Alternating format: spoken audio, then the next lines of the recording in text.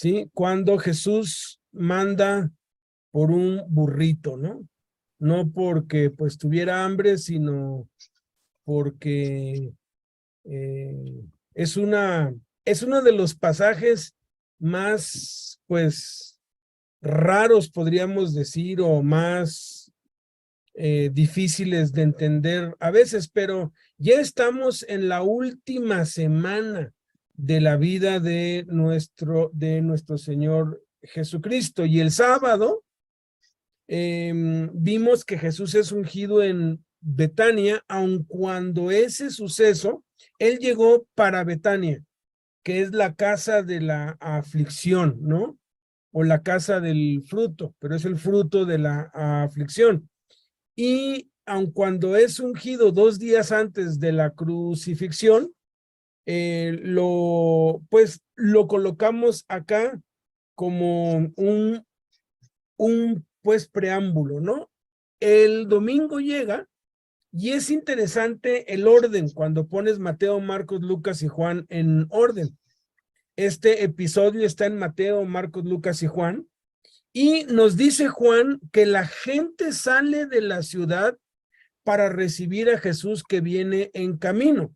La entrada triunfal, o sea, cuando él entra por las puertas de Jerusalén, no es cuando la gente le empieza a poner las palmas. Eso es desde antes, desde la subida, desde la calzada que va hacia la entrada. La gente estaba, ahora sí que las multitudes estaban desde la salida, desde varias cuadras antes de la entrada y toda la entrada a la ciudad de Jerusalén.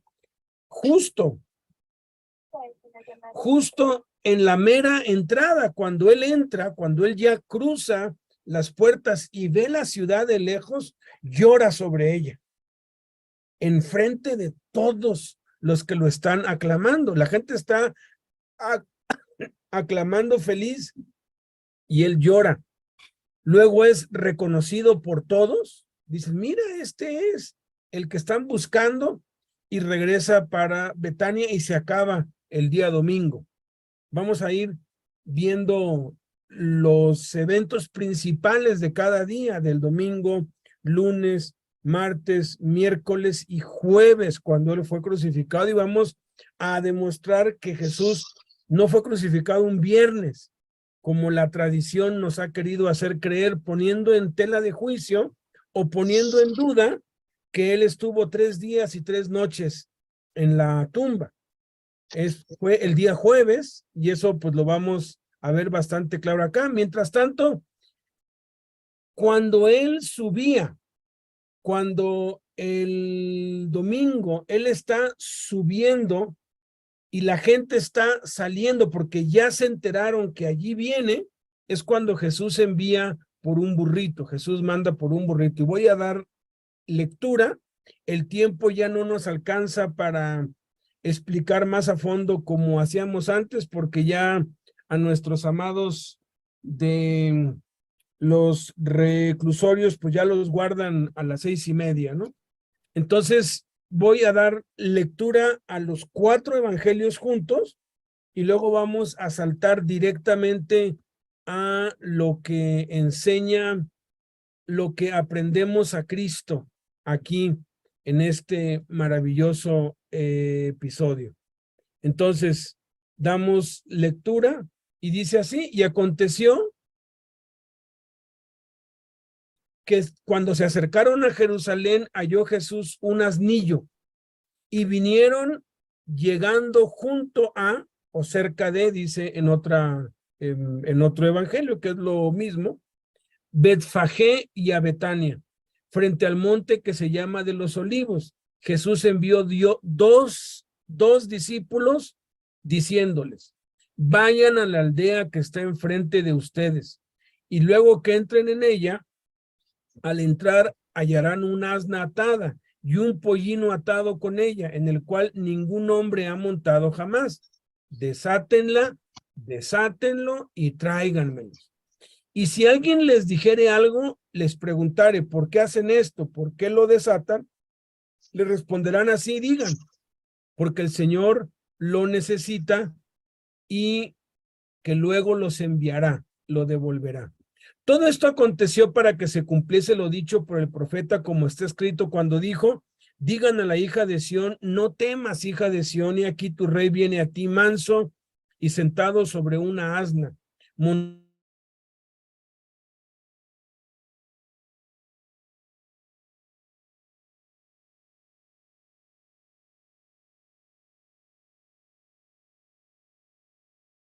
Camino como les dijo, y lo desataron. Y cuando lo desataban, el pollino, uno de los que estaban allí, sus dueños, les dijeron, ¿por qué desatan el pollino? ¿Qué hacen desatando el pollino? Ellos entonces les dijeron como Jesús había mandado, porque el Señor lo necesita, y los dejaron. Y trajeron el asna y el pollino a Jesús, y echaron y pusieron sobre ellos sus mantos, y habiendo echado sus mantos sobre el pollino, subieron a Jesús y montó sobre él, se sentó encima. Estas cosas no las entendieron sus discípulos al principio, pero cuando Jesús fue glorificado, entonces se acordaron de que estas cosas estaban escritas acerca de él y de que se las habían dicho. Les ruego que por favor anoten estas 4 referencias bíblicas. Les voy a dar tiempo para que las anoten. Mateo 21, del 1 al 7. Mateo 21, del 1 al 7. Marcos 11, del 1 al 7. Lucas 19, del 29 al 35. Lucas 19, del 29 al 35. Y Juan 12, del 14 al 16. Repito para mis amados que están aquí en las líneas telefónicas, los que están viendo esto vía internet, pues ahí lo tienen, anoten. Mateo 21, del 1 al 7, Marcos 11, del 1 al 7, Lucas 19, del 29 al 35, y Juan 12,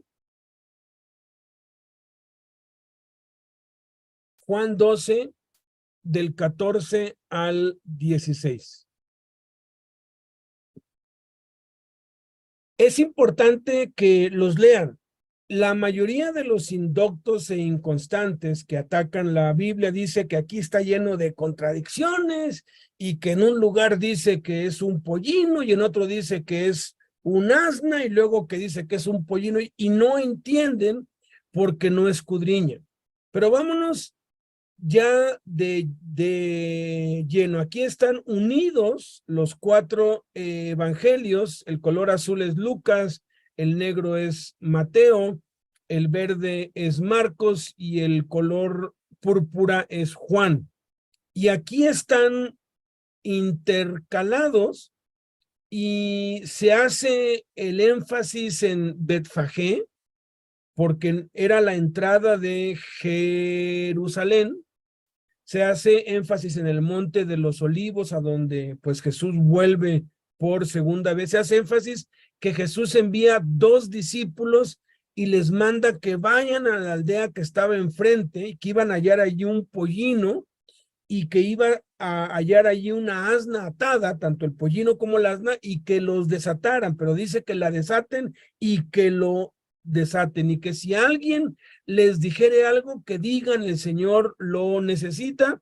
Todo esto fue para que se cumpliera la escritura. Los discípulos van, encontraron tal como se les dijo, desataron el pollino, desataron a la madre y hicieron tal y como pues se los dijo. Regresaron pues con él, pusieron sus mantos, montaron a Jesús, pusieron a Jesús allí. Jesús se montó, se sentó encima. Todavía no hay multitud. Todavía Jesús está preparando esto porque sabe que una multitud le espera. Lo que sigue inmediatamente después de esto es que Jesús se encamina montado en este pollino, hijo de asna, hacia la multitud que ya lo está esperando con mantos y con palmas, varios cientos de metros antes de la entrada principal. Hace un recorrido bastante largo.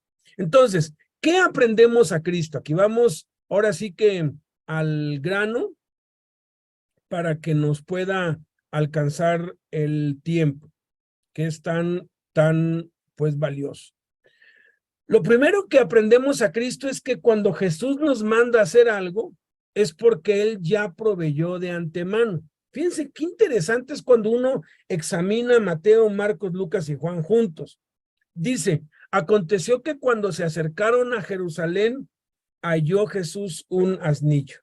Fíjate, ¿cómo lo halló? Jesús ya sabía que había un pollino, un asno, pues joven, un asno niño o pasando de ser niño a ser joven, atado junto con su madre.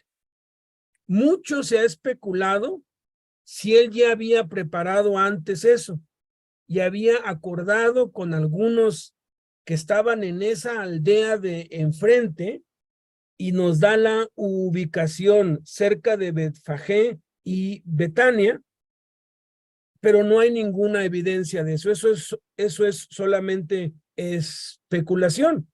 Lo que sí es que vemos un principio hermoso acá. Jesús ya tenía el pollino, ya tenía el objeto que les iba a pedir que le trajesen.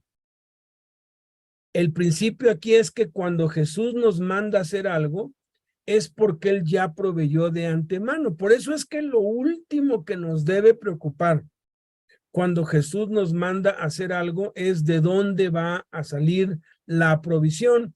Porque si Jesús ya nos lo mandó a hacer, es porque Él ya lo tiene de antemano, aun cuando no lo veamos. Y a propósito, Él no permite que lo veamos porque debe ser por fe. Nuestro máximo ejemplo es Abraham, el padre de la fe, que cuando Isaac, su hijo, le dijo, mira, aquí está el fuego, aquí está la leña, aquí está el cuchillo, aquí está todo, pero ¿dónde está el cordero? Y le dijo a Abraham, el Señor proveerá. Y cuando llegó y no vio ningún cordero, tomó a su hijo, como Dios se lo había pedido, conocemos la historia, y en el momento que iba a degollarlo, Dios le habló desde el cielo y le dijo, detente, no lo hagas. Y a espaldas de Abraham estaba atado por sus cuernos un carnero en un zarzal. Y ese monte hasta el día de hoy se llama, en el monte de Jehová será provisto. Porque aun cuando no veamos la provisión, lo único que tenemos que hacer es movernos en fe. Entonces aquí viene Jesús y les va a dar una orden para lo que Él ya proveyó de antemano. Segunda cosa que aprendemos a Cristo aquí. Jesús nos manda ir y desatar las ligaduras de los incrédulos para que Él sea glorificado. Dice, y vinieron llegando junto a o cerca de Betfagé y a Betania, frente al monte que se llama de los Olivos. Jesús envió dos discípulos diciéndoles, vayan a la aldea que está enfrente de ustedes. Y luego que entren en ella, al entrar hallarán una asna atada y un pollino que Jesús ya había hallado en el primer principio o algunas horas antes, porque iban caminando hacia Jerusalén. Aquí están ya pues llegando, vienen de Betania hacia Jerusalén. Y un pollino atado con ella en el cual ningún hombre ha montado jamás. Desátenlo y tráiganlos. En este episodio están 4 de los mandamientos más extraños que dio Jesús. Antes de entrar a Jerusalén, todavía no entra, está afuera. En lo que se conoce como la entrada triunfal, Jesús da estos mandamientos que son muy poco conocidos y mucho menos son practicados. Pero cada mandamiento de Jesús es importante. Jesús dijo, enseñándoles que guarden todas las cosas que les he mandado, no algunas o estas son más importantes que las otras, todas son importantes y estos son tan importantes como cualquiera y ahorita vamos a ver la relevancia y por qué Jesús da estas 4 órdenes antes de él hacer su entrada triunfal, manifestándose abiertamente que él es el Mesías. Acabamos de ver en Marcos 11, habla de que van a encontrar un pollino. Marcos pues dice, hallarán a un pollino atado. Pero Mateo 21 dice que era una asna atada y un pollino con ella. Y manda, desátenla y tráiganmelos. Lucas añade un comentario acerca del pollino, en el cual ningún hombre había montado jamás. Entonces, Marcos dice que era un pollino, Mateo dice que era un asna con un pollino. El contexto de estos mandamientos es el cumplimiento profético que estaba a punto de suceder. El profeta Zacarías había profetizado: alégrate mucho, hija de Sión, da voces de júbilo, hija de Jerusalén, y aquí tu rey vendrá a ti, justo y salvador, humilde y cabalgando sobre un asno. Y la profecía aclara: sobre un pollino, hijo de asna. Aquí es donde está la respuesta a la supuesta contradicción que hay. Ahora, antes de ver eso, es muy impresionante cómo los expertos y los eruditos han calculado con precisión la profecía de Daniel 9, 24 al 26, porque en Daniel 9, del 24 al 36, se nos da la fecha exacta en que el Mesías entraría triunfante a Jerusalén montado sobre un pollino de asna. Y esto equivale, según los cálculos que ellos han hecho, a 483 años después de que salió una orden del rey hasta el Mesías príncipe. Y dice que se quitará la vida al Mesías, mas no por sí. Estaba profetizando que después de que él iba a manifestarse como el Mesías es esperado, iba a pues morir, pero no iba a morir por sí, pues iba a entregar su vida, pero iba a ser por medio de otros. Entonces, con todos estos datos, los historiadores no tienen problema para fijar esta fecha en el año, mes y día exacto en que Jesús está entrando triunfalmente en Jerusalén. Entonces, está por cumplirse una de las profecías más impresionantes del Antiguo Testamento, una de las profecías que viene con año, mes y día, y les da este mandamiento: vayan a la aldea de enfrente. Este es un mandamiento profético. Estamos viviendo en los últimos días que iniciaron hace 2000 años en Pentecostés, cuando Pedro dijo: esto fue lo dicho por el profeta Joel, y en los postreros días, dice Dios, derramaré de mi espíritu sobre toda carne.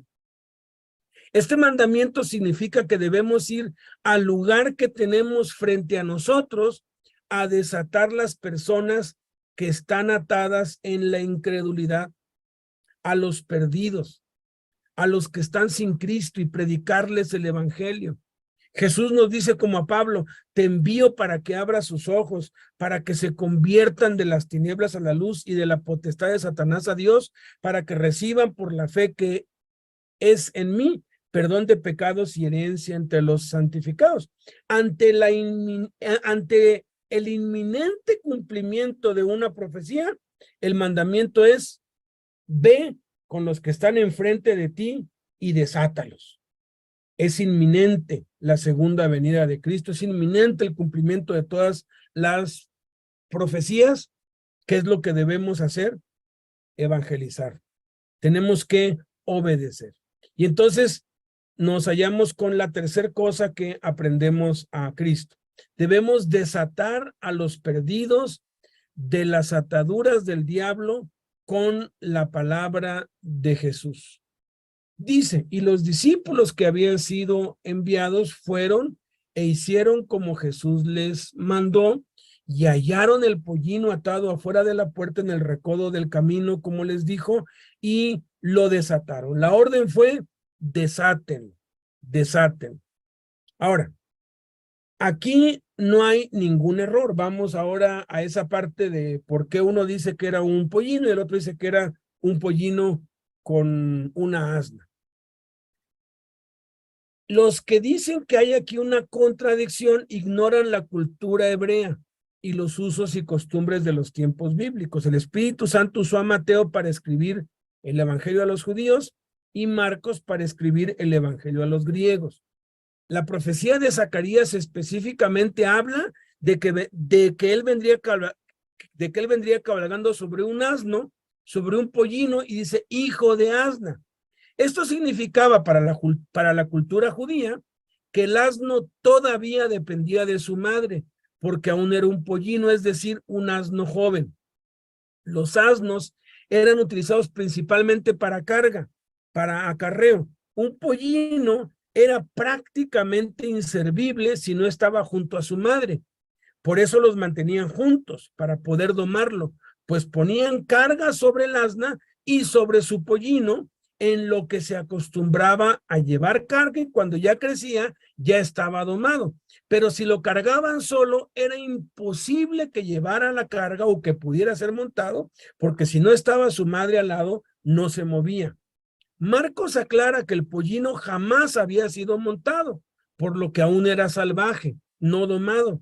Y Jesús tuvo que ejercer su poder para montar este pollino y que se mantuviera tranquilo y sujeto a pesar de que era salvaje y nunca había sido montado, lo que por instinto habría resistido y hubiese sido imposible controlar. Por eso Jesús, a pesar de tener el poder absoluto, ejercita la mansedumbre tal y como la profecía lo anunció, que él era manso y humilde. Por eso pidió, traigan también a su madre. O sea, yo lo puedo pues domar porque yo tengo el poder, yo tengo con qué, pero vamos a dejar que la naturaleza siga su curso. Por eso también trajo a la madre, para permitir al pollino un poco de tranquilidad natural y no tener que recurrir a la fuerza. Los griegos no conocían las profecías, ni tampoco la manera en cómo los judíos domaban los asnos, no por la fuerza violenta, sino por la costumbre y el tiempo, dejándoles permanecer junto a su madre, mientras poco a poco se acostumbraba a la carga y a los jinetes. Entonces no era necesario referirles que la madre también iba caminando junto al pollino, mientras Jesús lo montaba e iba lentamente caminando en su entrada triunfal a Jerusalén en medio de la algarabía. Los gritos de júbilo, las alabanzas y las palmas y mantos tirados al suelo a su paso. Este mandamiento tiene un significado muy profundo en el contexto de hoy, que es el evangelismo, que es la aplicación directa de estos mandamientos. Estamos en los últimos días, el fin del mundo, y la segunda venida de Cristo, como les dije, es inminente. Entonces, el cumplimiento de la profecía está cerca. Hoy más que nunca, tenemos que ir a desatar a los perdidos. Eso implica riesgos, porque pues era un pollino y un asna que pertenecían a alguien más. Implica persecución, burlas, vituperios, acechanzas, acosos de parte de los dueños, por así decirlo, de las personas que están atadas por el diablo, familiares, amigos, clientes y proveedores de ellos se opondrán. Pero Jesús previó eso y nos dice qué hacer en el último mandamiento que da aquí. Debemos desatar. ¿Cómo desatamos a los perdidos? Con la palabra de Jesús. Los que están atados son esclavos del pecado. Jesús dijo que si permanecemos en su palabra, conoceríamos la verdad y la verdad nos haría libres. O sea, ellos no fueron a desatar ese pollino y esa asna por iniciativa de ellos. Fueron en obediencia a Jesús, iban en el nombre de Jesús iban de parte de Jesús. Por eso debemos ir no en nuestras fuerzas, sino debemos ir en Jesús, en las fuerzas de Jesús y predicar y anunciar a los perdidos, a Cristo.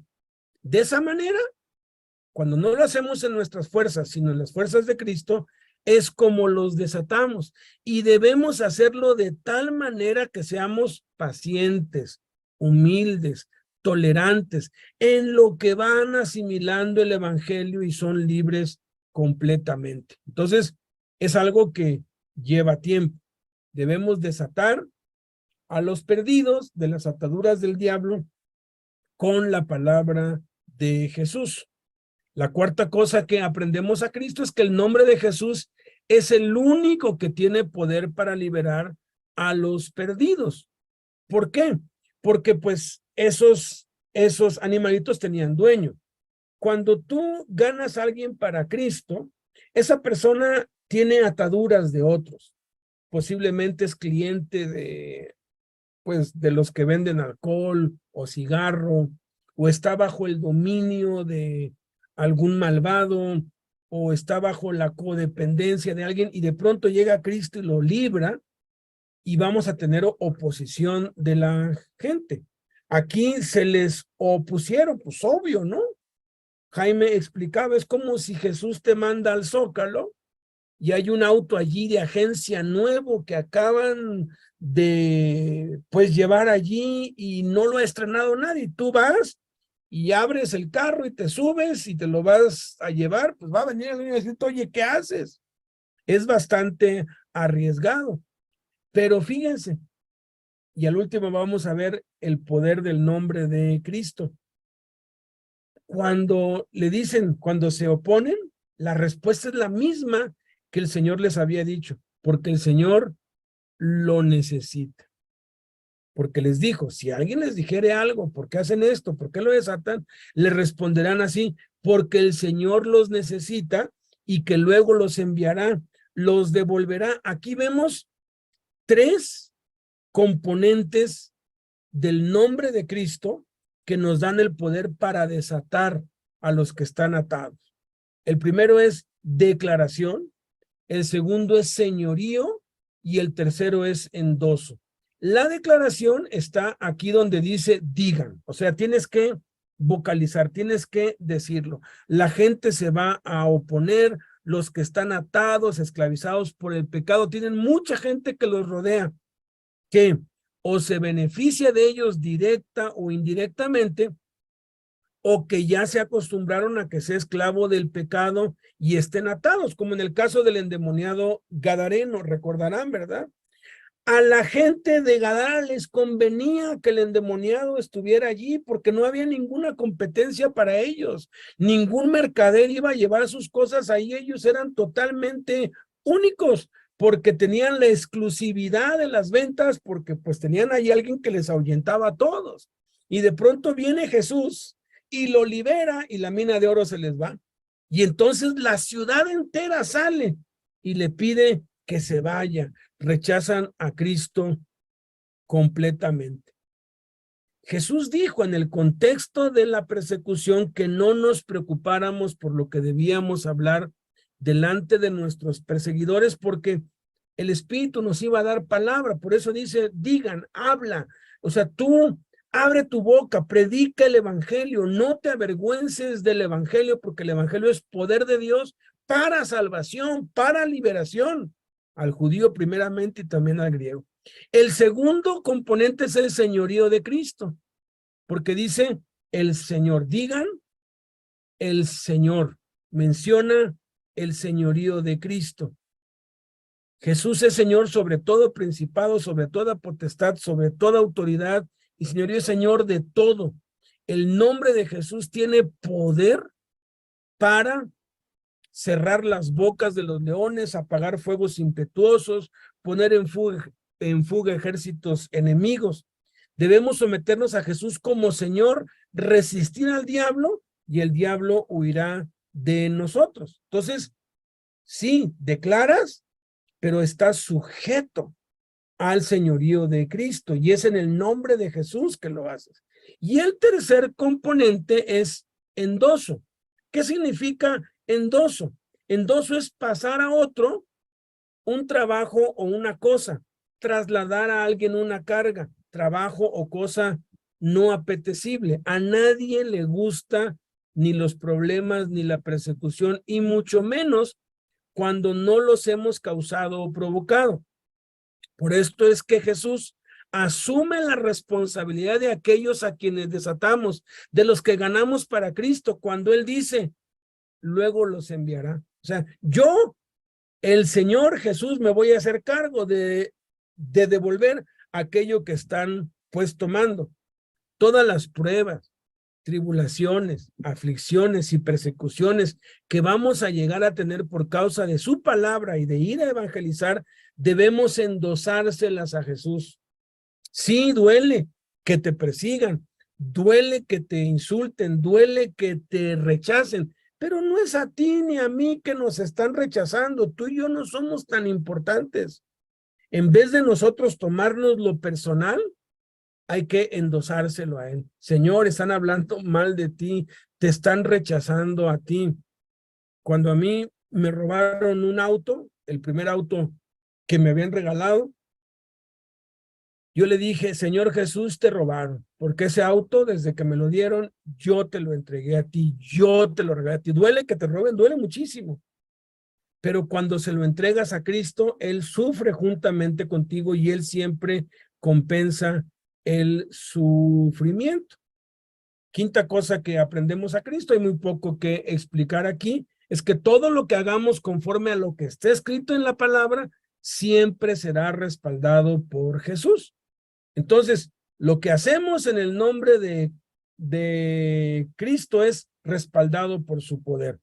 Todo lo que hacemos conforme a lo que está escrito en la palabra, entonces lo que hacemos debe ir respaldado por la palabra. Debo yo tener una base bíblica, debo yo tener un sustento de por qué hago lo que hago.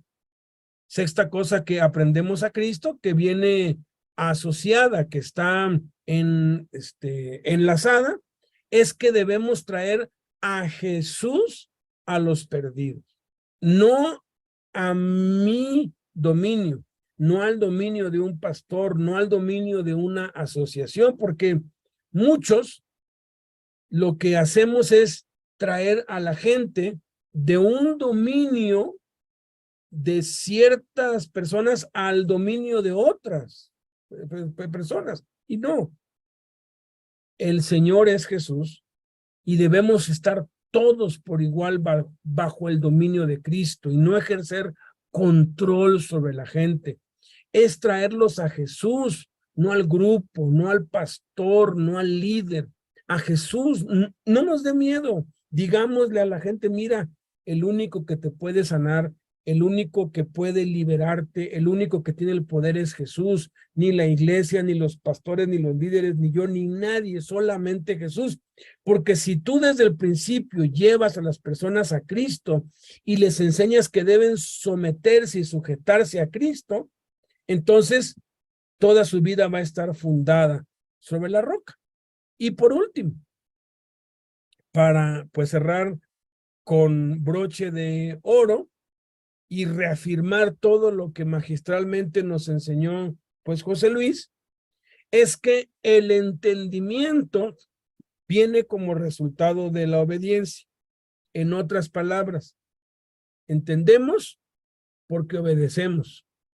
No obedecemos porque entendemos. Dice aquí que estas cosas no las entendieron sus discípulos al principio, pero cuando Jesús fue glorificado, entonces se acordaron de que estas cosas estaban escritas acerca de él y de que él se las había dicho. Ellos pudieron haber argumentado, oye, ¿y por qué no vas tú? ¿Cómo que vayan a la aldea de enfrente? Pues si tú sabes dónde está eso, ¿por qué no vas tú? O le pudieron haber dicho, ¿y por qué nosotros dos? Es interesante que no dice quiénes eran esos dos discípulos. Posiblemente eran dos de los que no se mencionan nunca y que no hablan nunca.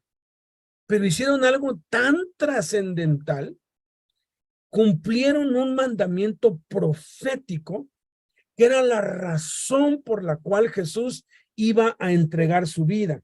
Era el cumplimiento profético de todo lo que había dicho Daniel y Zacarías, y era el único momento en la historia de la humanidad que se podía cumplir esa profecía.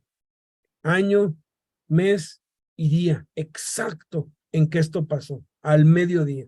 Aquí estamos en la mañana todavía. Estamos ahora sí que como a las 6, 7 de la mañana, ya son como las 9, Jesús ya está montado sobre eso, tal vez son las 10 y él va lentamente caminando hacia su destino inevitable, hacia ser sacrificado por el pecado de todos nosotros. Y él pone de manifiesto que la razón, que el motivo, que el propósito por el cual él está haciendo todo esto es para que tú y yo obedezcamos el mandamiento de ir y predicar el evangelio a toda criatura, de ir y hacer discípulos a todas las naciones. Es difícil entender esto que les mando. Vayan a es que ellos ni siquiera se acordaban de la profecía, como para, ay, sí es cierto, necesitamos un burrito. De pronto dijeron, ¿y para qué quiero un burro? Y con un pollino y con su mamá, fíjense, el pollino junto con su mamá caminan más lento que una persona. O sea, iban a ralentizar, como que iban a ir en cámara lenta, no iba a ir despacio hacia su destino, pero ellos no reprocharon, no cuestionaron, no quisieron descifrar, simplemente dijeron, pues quiero un burrito, pues bueno, y ese burrito, quién sabe de quién es, pues bueno, vamos, y pues ahí sí nos apedrean, pues ya ni modo, pues él lo mandó, pero funcionó. El evangelismo es igual. Parece absurdo. Predícale al que vive enfrente de tu casa, predícale al que vive enfrente de tu cuadra, predícale al que vive enfrente de tu colonia, predícale al que está enfrente, al que pasa enfrente de ti en el camión, en el metro, en tu trabajo. Háblale de Cristo, declara la palabra de Cristo, el señorío de Cristo, háblales de Cristo, desátalos. ¿Vas a encontrar oposición? Sí, pero si lo hacemos en el nombre de Cristo, y aun cuando no entendamos por qué lo tenemos que hacer, ¿saben qué? Después lo vamos a entender. Porque a medida que obedecemos, entendemos. Muchos no obedecen porque no entienden, pero la fe precisamente reside en eso. Obedecemos aunque no entendamos. En otras palabras, si entendemos, es porque obedecemos. Acabo con esto. ¿No entiendes las cosas de Dios? ¿No entiendes la Biblia? ¿No entiendes la vida? ¿No entiendes por qué te pasan las cosas? ¿No entiendes muchas cosas en tu vida? Estás en una incertidumbre total y no entiendes nada. Necesitas obedecer. Necesitas arrepentirte. Necesitas hacer exactamente todo lo que nos dijo José Luis. Arrepentirte, obedecer y hacer lo que te manda Cristo, aunque parezca absurdo, aunque parezca que no tiene lógica. Y cuando lo hagas, vas a entender. Y no importa cuántas tribulaciones y cuán confuso sea todo alrededor, cuando tú estás obedeciendo, llegas a entender. Entendemos porque obedecemos. No obedecemos porque entendemos. Entendemos sin obedecer, pero la promesa es que lo que no entendemos ahora, lo entenderemos después. Vamos a orar. Padre, te damos muchas gracias por tu santa y bendita palabra, Señor. Gracias porque eres bueno y tu misericordia es para siempre, Señor.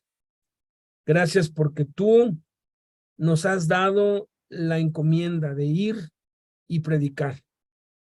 A veces no entendemos por qué la gente nos rechaza, por qué se burla, por qué es tan difícil, por qué nos la pusiste tan dura, Señor, tan problemático, que la gente es hostil, la gente no quiere. Pero no nos toca a nosotros descifrar eso, a nosotros nos toca es hablar. En esto es cierto el dicho, dijiste tú, uno es el que siembra y otro es el que ciega. A veces nos toca sembrar y no vemos ningún fruto, no vemos ningún resultado. Y le hablamos a mucha gente y nunca vemos una sola persona que venga a los pies de Cristo. Pero nuestra labor fue de sembrar. Y alguien más llega y cosecha eso que se sembró. Y todos podemos dar testimonio que antes de aceptar el evangelio, antes de creer, habíamos rechazado el evangelio muchas veces y nos habíamos burlado muchas veces en nuestro corazón o públicamente.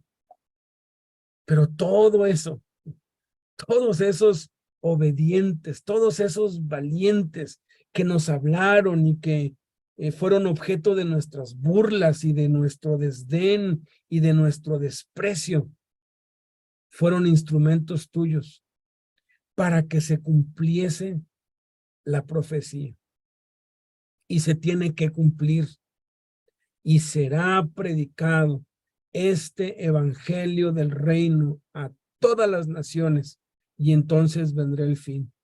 Que podamos ser parte, como estos dos discípulos, que podamos ser parte del cumplimiento de esa profecía que ya es inminente, que ya es inevitable, que cada vez nos estamos acercando más al tiempo del fin. Y que no dejemos de hablarle a la gente que tenemos enfrente. Que no lo dejemos de hacer por más caras que nos pongan, por más que nos odien, por más que nos rechacen. Y qué alegría y qué dicha es cuando alguien nos hace caso y cuando alguien recibe a Cristo y cuando cosechamos, que nunca se nos olvide que es un trabajo en equipo, que para que alguien entregue su vida a Cristo, hubo muchos otros que lloraron, que sembraron con lágrimas y que ahora nosotros estamos recogiendo con regocijo y que podamos cumplir ambas partes, bendito Señor. En el nombre de Jesús y que toda la gloria sea para ti, Jesús. Amén.